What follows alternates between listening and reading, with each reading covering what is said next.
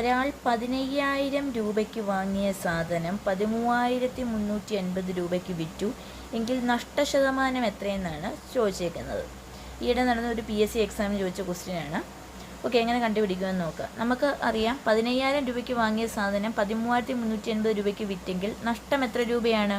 നഷ്ടം കണ്ടുപിടിക്കുന്നത് 15,000 മൈനസ് 13,350 ചെയ്ത് വെച്ചാൽ മതി. നമുക്ക് 1,650 കിട്ടും. ഇത്രയും രൂപ ആണ് നഷ്ടം വന്നിരിക്കുന്നത്. ഇനി ഈ നഷ്ടം നമുക്ക് എന്ത് ചെയ്യണം? ശതമാനത്തിൽ കണ്ടുപിടിക്കണം. അതായത് 1,650 രൂപ നമുക്ക് നഷ്ടം വന്നു. എത്ര രൂപയാണ് മുടക്കിയത്?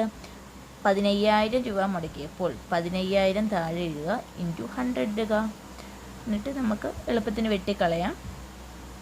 1,165 ഡിവൈഡ് ബൈ 15 കിട്ടും. അതാണ് നമ്മുടെ നഷ്ടശതമാനം. ഒരു 15. ഓക്കെ, അപ്പോൾ എത്ര കിട്ടും? 11% നമ്മുടെ നഷ്ടശതമാനം.